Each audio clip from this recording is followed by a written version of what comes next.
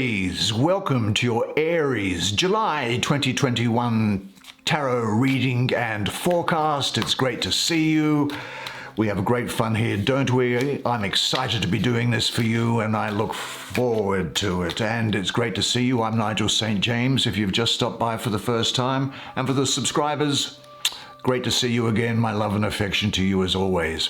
Well, let's get things underway for you, shall we, in this fantastic month of July and see what there is in store. We're only going to choose 5 cards because I think you and I, we've found that's all we need, don't we? Because each card is always jam-packed with so much information. So let's get things underway, shall we? I'm looking forward to this. Summer in the Northern Hemisphere. And plenty of skiing in the southern hemisphere if you can get to somewhere. Well, that popped out, so whatever that is, let's take it. And that is time. Very interesting little picture painting. This is an independent deck, incidentally. There's the King of Staves. Oh, I see, so it's all different sort of terminology for the cards. I haven't heard of time before, or the King of Staves. I'm looking forward to doing this, see what the artwork provides. There's the 4 of Staves. Staves, staves, staves. They must be wands, I suppose. Let's have a look to see what there is. You go back in there because you all fell out. You didn't jump out. We're not having any disobedience from our cards, are we? Well, they'll be dealt with severely. Now, let's see what there is here. Let's pull this, which is the 10 of Staves. Well, you've got the King of Staves, the 4 of Staves, the 10 of Staves. I assume this is not a deck full of staves. Well, it's got time in it, so that means it can't be. Let's see what there is finally to there. Why don't I take the second one, whatever that is. And would you believe it? It's the 5 of Staves. Plenty of energy coming on for you, Aries, this month. All this fire. What a fantastic month. Well, why don't you, as always, come down, sit down here next to me. We'll have a good close look at these cards together while I do the reading for you. There now, can you see? Great set of cards. Incidentally, if you'd like a one-on-one reading with me, just check out the information that's in the description box below. Have a look at the website anyway. You'll find a lot of interesting information in that for you. Now, let's look at this first card entitled Time and see what we may make of that. And what should we make of time? Well, you would measure time, the measureless and the immeasurable. You might adjust your conduct and even direct the course of your spirit according to hours and seasons of time. You would make a little stream upon which there is a bank that you would sit and watch it flowing. Yet the timelessness in you is aware of life's timelessness. And it knows that yesterday is but today's memory, and tomorrow is today's dream, and that which sings and contemplates in you is still dwelling within the bounds of that first moment which scattered the stars into space. Now, who among us does not feel that our power to love is boundless? You would feel that your power to love is boundless. And yet, who doesn't feel that the very love, though boundless, encompassed within the center of our being? And it doesn't move from love thought to love thought, nor from love deeds to other love deeds. And isn't time, even as love is, undivided and paceless? But if in your thought you must measure time into seasons, let each season encircle all the other seasons, and let today embrace the past with remembrance, fond remembrance, and embrace the future with loving. Now, in ordinary tarot numbering, this card here represents the Hermit. Well, when the Hermit shows up, it indicates intentional solitude, removal from the world, and introspection. People who are in troubled relationships with their families, partners, friends, communities, and physical surroundings tend to have difficulty feeling as though they have a voice, and in finding the power and confidence to identify what they want and have the agency to achieve it.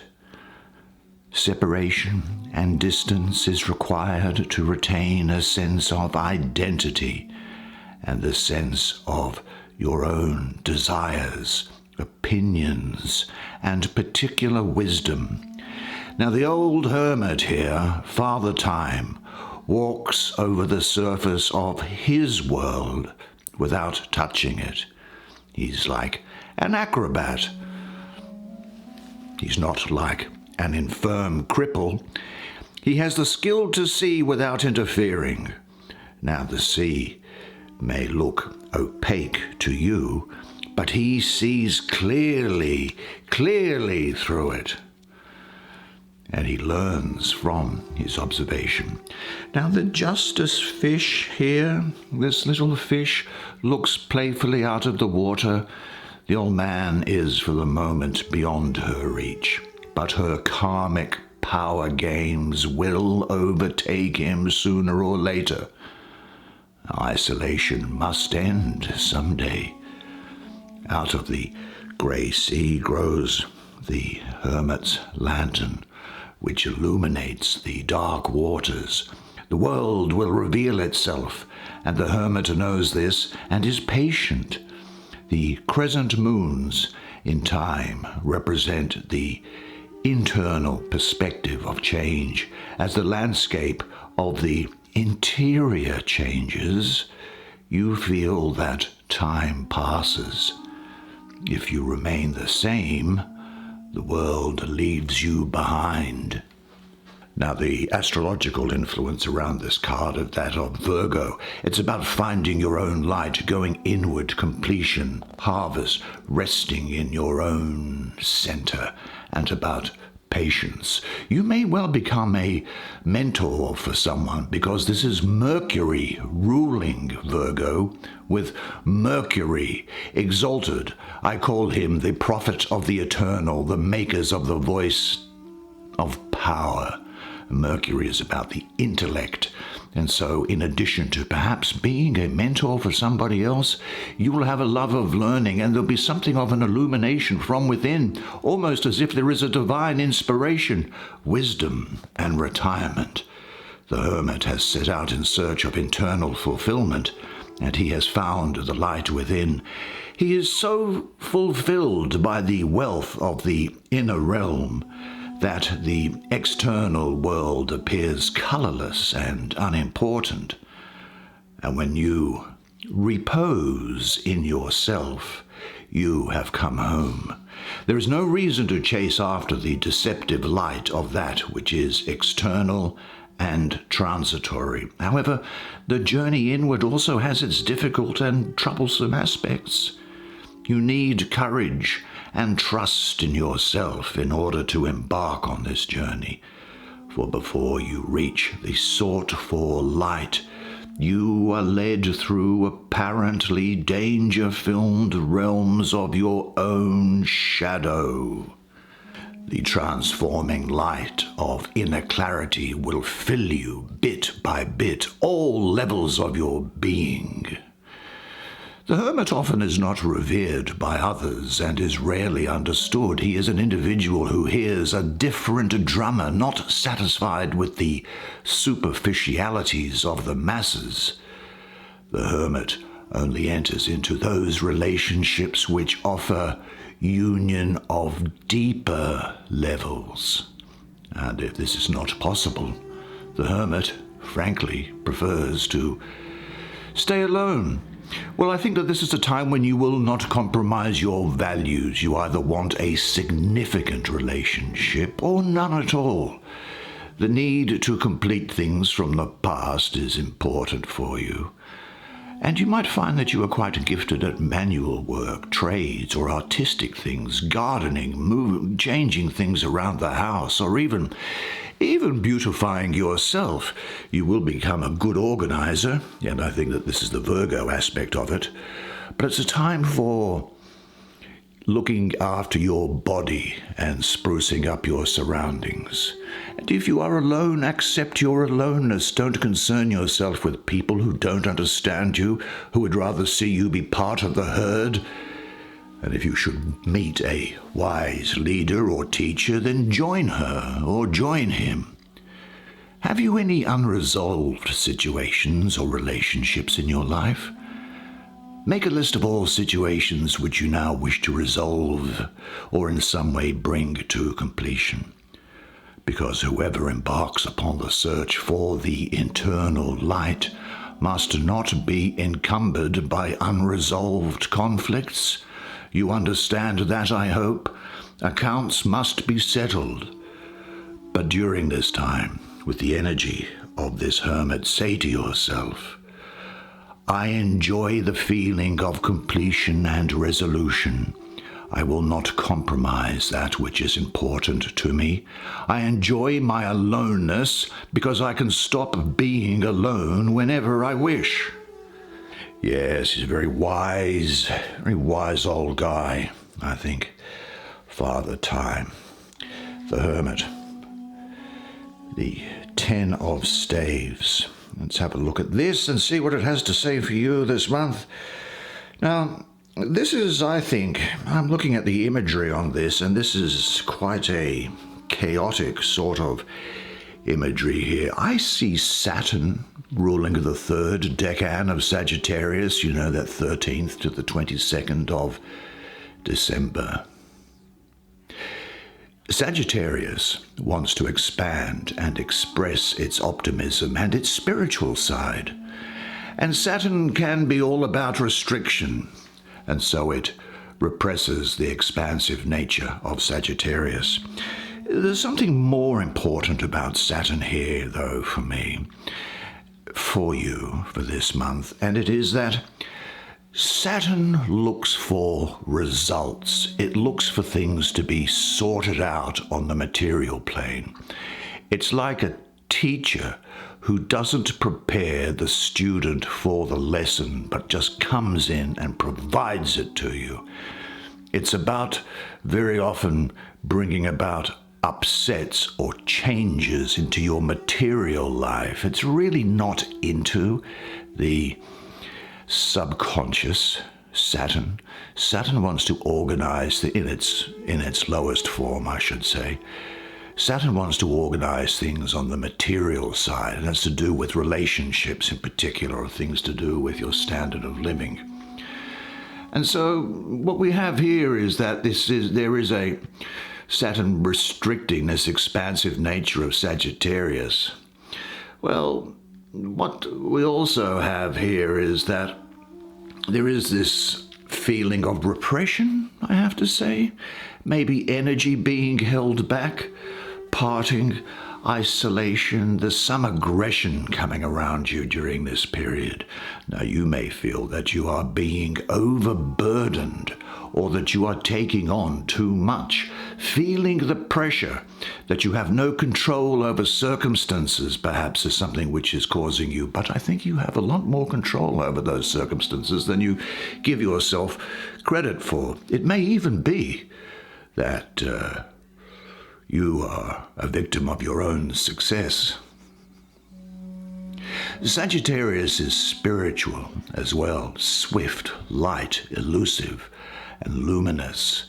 And Saturn is material, slow, heavy, obstinate, and it obscures the whole picture here, which I think can bring about a feeling of some sort of oppression or repression. The Sagittarian readiness to communicate is blocked by Saturn, and strong fear can arise. If you fear rejection or disapproval or punishment, you will begin to repress your own impulses. Your strength, your vitality, and your life energy cannot be expressed.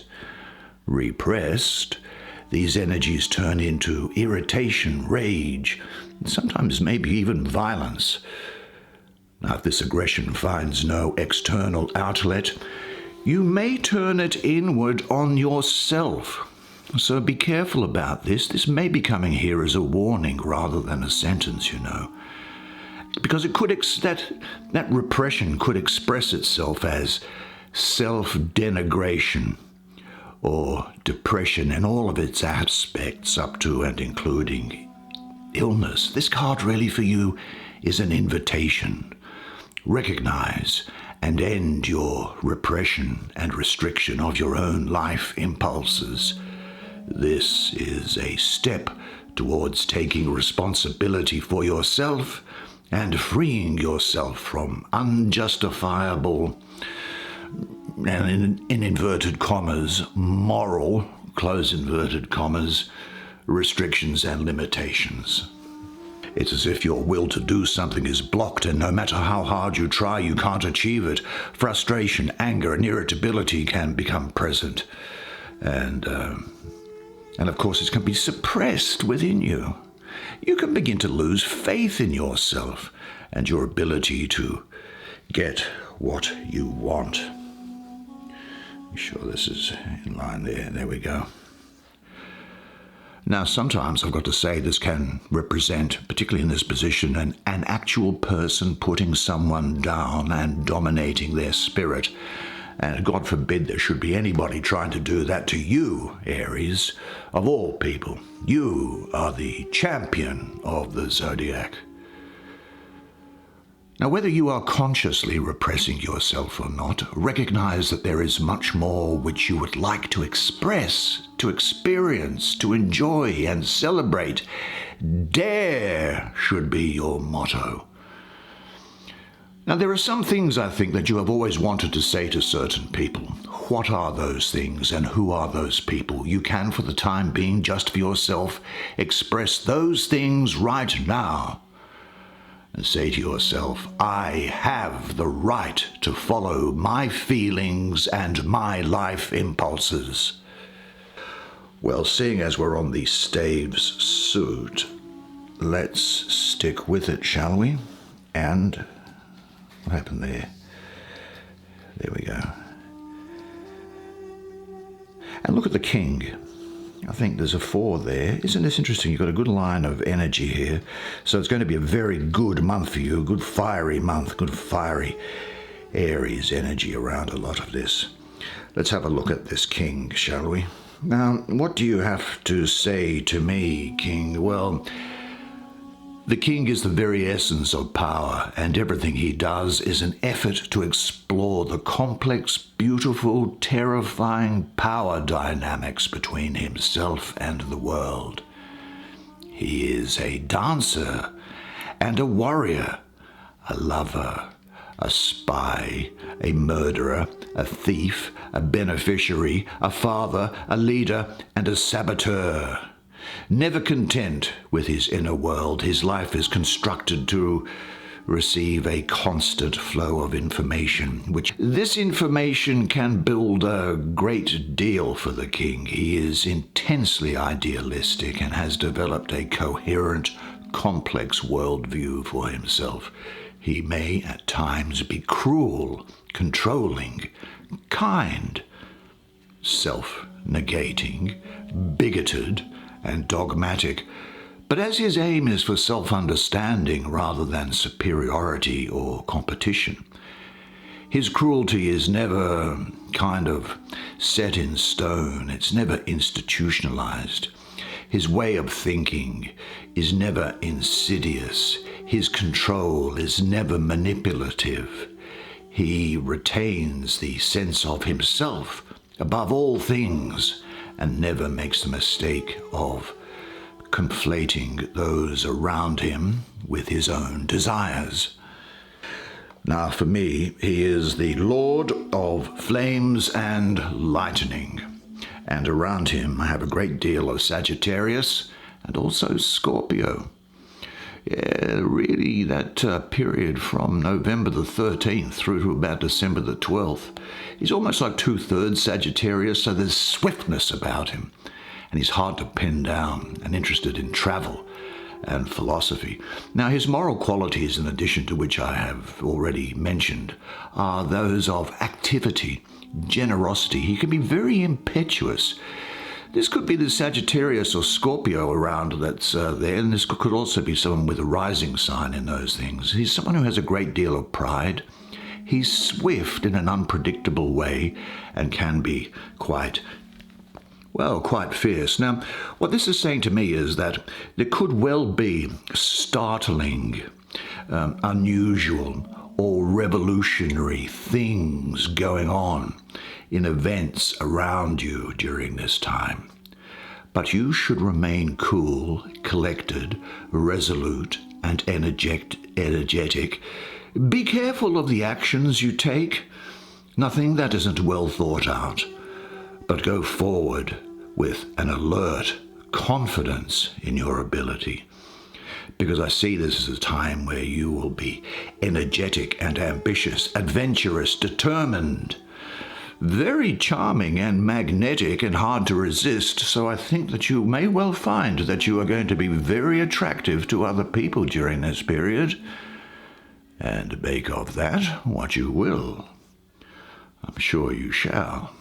This is talking to me of a time where this is almost like he's symbolizing the mastery of growth and inner development. The energy created by increased perception is set free, and now it begins to manifest and become unstoppable. Even in difficult situations, you will move in a constructive direction. So this is saying to you that you should find your vitality, trust your gut instinct, let your hair down, give yourself a pep talk, believe that you can do it. This can also speak of journeys and traveling, maybe a change of location, maybe even a change of jobs or a promotion here. Certainly creative ideas are being brought into action because you are going to have the courage of your convictions. Now be awake, ready for people or situations which could produce dynamic changes in your consciousness. Be grateful for this gift from existence. Receive it, and don't cling to it, though. Does your present situation allow your energies to develop and unfold fully? And if not, what must be removed or changed? Seek out situations and opportunities that challenge you. Engage them with all of your energy. And say to yourself, every challenge which arises helps me grow. Every storm strengthens my roots.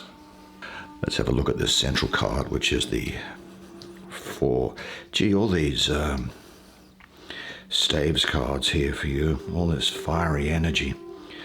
Let's have a look at this 4. Now, like all the 4s, this card is about empowerment, the reward that comes after the work it takes to create something. The power is realized through the experience of having an urge towards self-expression, a galvanizing idea, an irresistible call for change or revolution. Any possible endeavor having to do with building interpersonal, artistic, spiritual, financial, political, or social capital. Now, the King of Staves that we just looked at shows off his strength and coordination by holding himself balanced between the 4 staves. So here's the king, and here he is here again. He's balanced between these 4 staves. He is graceful, but not aggressive. And his strength comes from belief in himself, his abilities, and his value in the wider world. For me, this is the Lord of perfected work. It is Venus ruling the 3rd decan of Aries. Now, Venus rules Libra. To get to Aries, it's 180 degrees away, so you'd think it would be in detriment. And sitting next to Mars, which is the ruler of Aries, you'd think there'd be a problem. But it doesn't work out like that. Actually, I think what there is, and I think what it shows to you, is that you can have an emotional Venus idea to get going in new directions. Aries. This is talking about a green light to success, foundation, the first stage to completion, possibly setting up a new house or moving home together. Now, Venus, the symbol of beauty and love, combines with Aries, the principle of new beginnings. The heart pushes forth and seeks the development of the beautiful in new directions. Before the new can arise, the old must be completed. The conflict between opposites must be resolved in a way which will further you on the way towards your highest goal. Tension in relationships can work positively when the individuality of each partner is recognized and respected. This makes it possible for you to support one another in moving forward. Now, something beautiful that's making its way into your relationships. You may notice at first as established conditions are called into question and discussed openly. Clarifying the old is a prerequisite for a new oneness, a new beginning. Are you prepared to accept your partner as she or he is, in spite of your differences? What areas are in urgent need of clarification? This can be relating to the self, where one aspect of you wants to go in one direction, whereas another aspect of you wants to go in another exploration. It can represent that something needs to be completed, or the desire to move on to new things. This could relate to work or new relationships or a new dynamic within an existing relationship. Is there some tension between you and something or someone else? Now is a good time to clarify and resolve the interaction and complete the old. And say to yourself, completing the old frees me for the new. Finally now, this is an energy which is being pushed out by these other cards here, this 5 of staves, I might add. Now here we have what I assume from this deck is a Prince of Spades caught up in these boughs. Look, this is Saturn in Leo. We spoke of Saturn before. Now Saturn and Leo don't get on, as Leo wants to be creative and express itself, while Saturn, as we mentioned, can come across as being cold and dense and wants to set boundaries and limits. Now Leo here, like you, is a fire sign in a fire suit of staves, and added to by the energy of Mars in the number 5, because I have mystically Mars ruling there. We have a great deal of fire, but Saturn comes along and wants to dampen down that fiery party, so there is restriction, unfulfilled desire, maybe feeling embittered about something, vain striving sometimes. This is saying that you could find yourself in competition who has very much the same sort of qualities as somebody that you do. They could be as attractive as you or as smart as you. Now, the danger of resigning yourself here can be great, but Saturn reminds you that all things have to be taken care of step by step, but don't let yourself get overwhelmed. What insurmountable obstacles seem to stand between you and the realization of your goals? Go step by step and say to yourself, I am more and more capable of expressing my creativities in work and in relationships. That's the way it is for you this month. Gee, I'm a bit exhausted after that. I don't know how you feel. That was great. I really, it's kind of draining though, isn't it, this business? I really enjoyed doing that for you, and I'm glad that you were able to participate along with me. It's been great to do it with you, and I'm looking forward to more in the future. But until that time, remember this, and remember one thing only, and it is that you are a legend. And I look forward to seeing you again next month. Until then, it's bye for now.